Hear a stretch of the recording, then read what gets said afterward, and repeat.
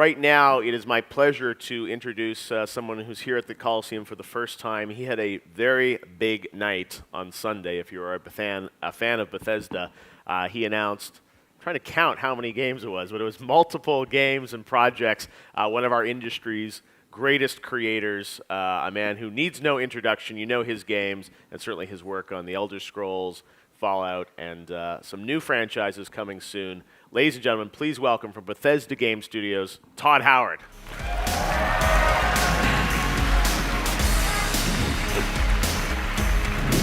Hello, Todd Howard.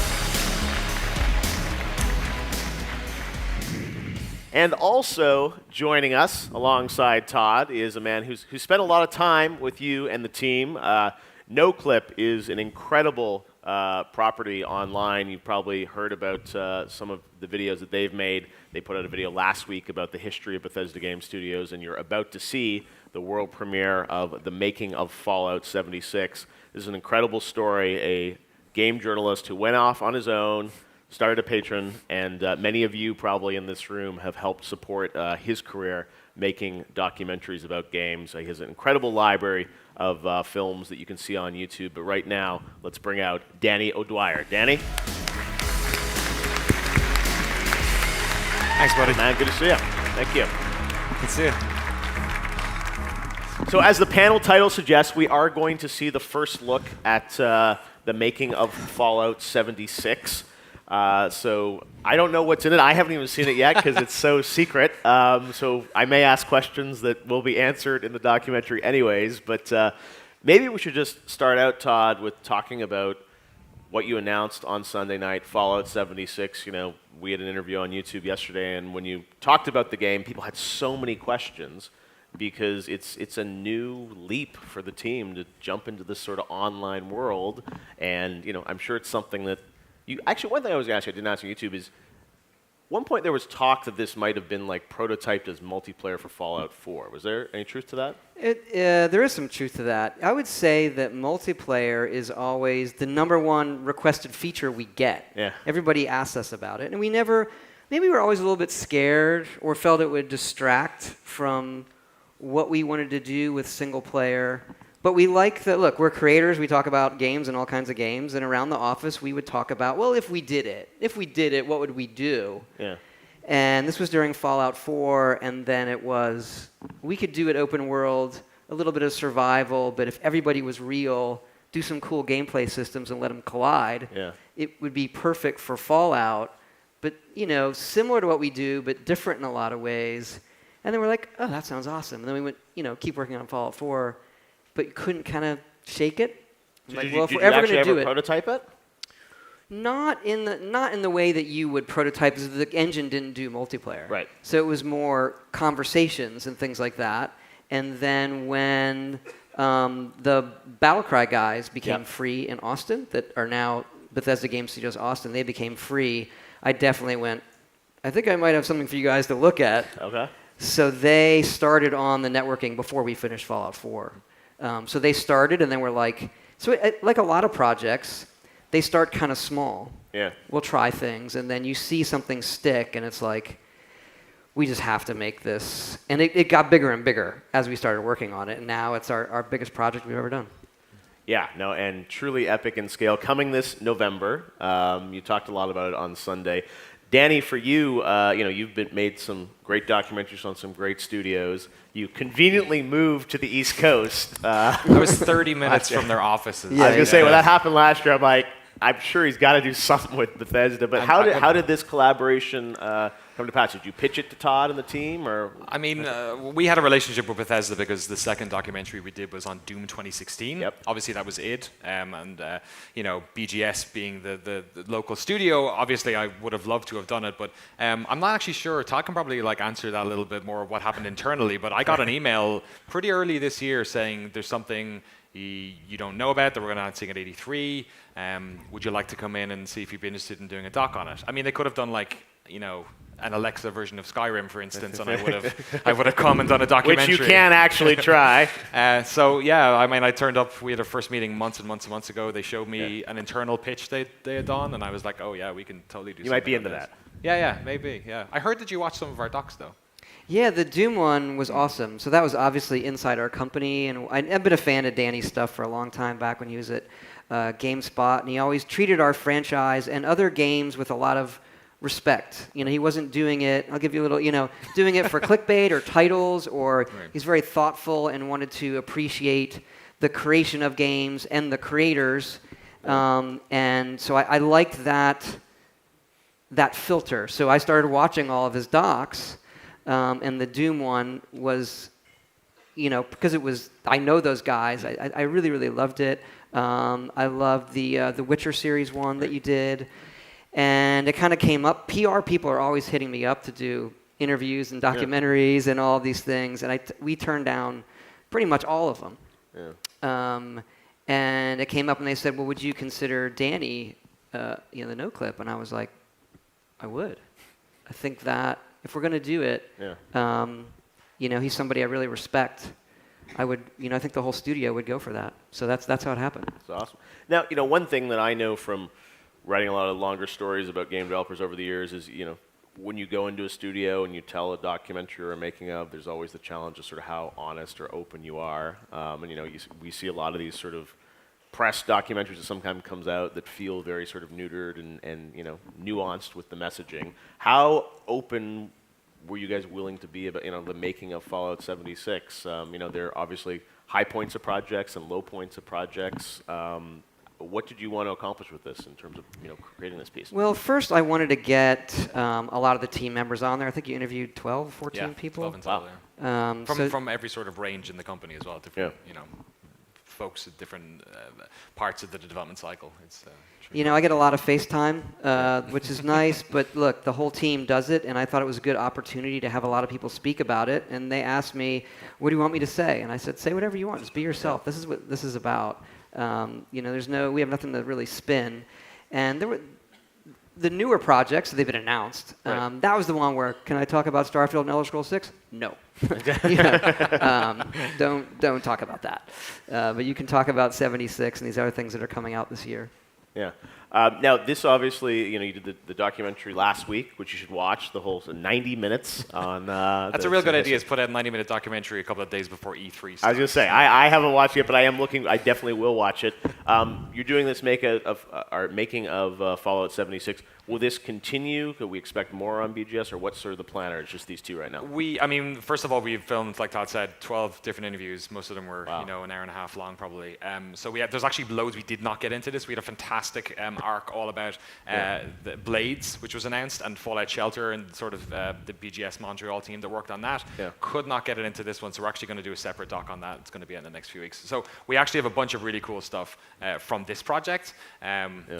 It's up to this man here whether or not we do anything else in the future, but we try and mix it up with our projects as well. We try and cover a bunch of different games, different aspects of gaming culture, make sure our patrons are happy and our community is happy. Right. So, man, I can't believe we're still doing this 18 months after launching. I can't believe I'm sitting on a stage with the two of you and showing this thing off. So I love this work. There's so many good stories in video games to be told. There's not enough people to tell them. So hopefully we'll keep doing it. One thing that everyone says about you is, these docs are passion projects for you, and it's a very small team that makes this. It's like, what, 2, 3 Basically people 3 of involved? us, yeah. Jeremy, Jane, and Esteban Martinez are our 2 camera ops, and then, we do it all ourselves, edit, shoot, the whole thing. That's what I love about the world we're in today, is that someone like you can make a documentary by yourself with a couple friends, right. And get access to a studio like this and tell the story of Fallout 76. You going to do any more final hours? Yeah, they're so good. Maybe. Maybe think of it. Maybe we'll talk about it. Yeah, no, it's those are. I loved writing those over the years. It's interesting. I've always thought, like, if I bring back final hours, would it become a documentary or film, or like how much? The Titanfall one is remarkable. Yeah, well, anybody haven't paid and go get that. I think it's a great look inside a video game. They were so honest. That's the thing. Is like they are really honest. It makes it's phenomenal. No, but that's the thing. Is it's hard to top when people are that open and honest about things, because the story of that studio and the destruction of a partnership between they're human interest stories. That's always what originally drew me to them. Was even I wrote about The Seventh Guest. That was one of the first ones I did, that old CD-ROM game, and the story of that studio and how it fell apart and all that. And I always saw them as interesting, stories about people, right, and relationships between people inside. You were paving the way for studios. the stuff that we do. Like, and not many people were. Yeah. And everyone, when I worked in the sort of mainstream press, would also tell you, like, long form, like, don't do that. Don't talk to developers. They're boring. Like, that was the narrative about it. So it's awesome, and I'd love to do it again. Yeah, and it's got to be the right story with the right studio. And when you're developing games, when people bring in cameras and things like that, it's disruptive. And it's your team, I know, works incredibly hard to bring these games to life. And I'm sure we'll get a sense of that and meet, as you said, a lot of the rest of the studio. And also, BGS, as you talked about, now you're in three cities. It's, it used to be sort of, Rockville, and you guys were hidden there in your bunker, kind of developing games. Definitely hidden there. Yes. It is a bunker. But that's, maybe before we see this set up, sort of, that's a big change for you to have so many projects happening, so many studios. Are you constantly traveling around Austin, Montreal? I travel more than I used to, obviously, but it's not.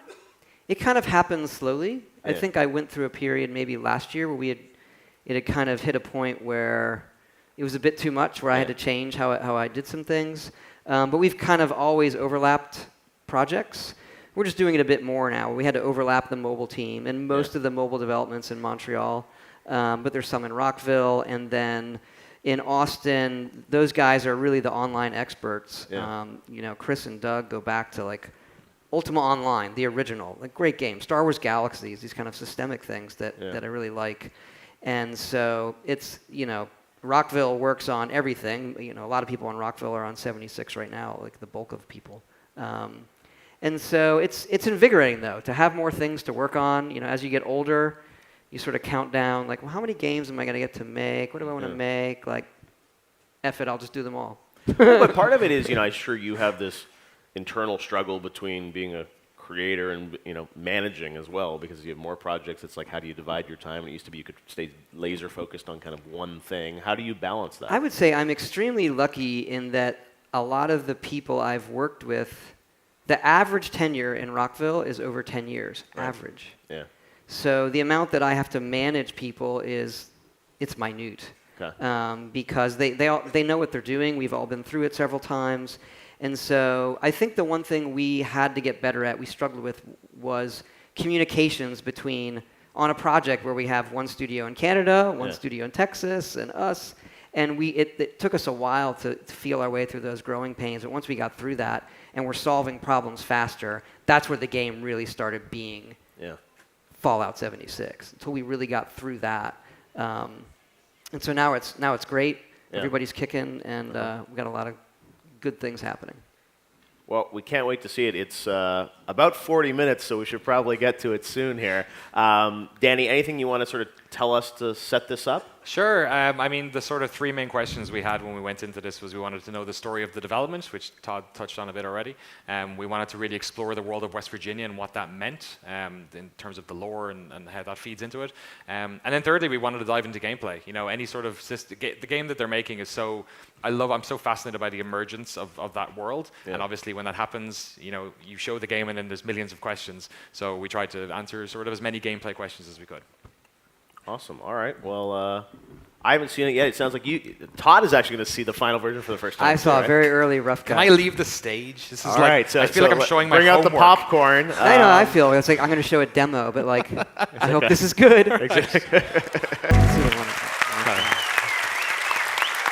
Oh, congratulations, Danny. Fantastic.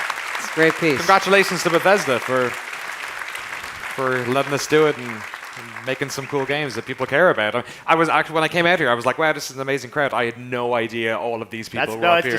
I know, the lights are on, so they go down like, it's more than this. There's like 1,000 people up there. So hello, everyone upstairs. Yeah, let's hear from the top section.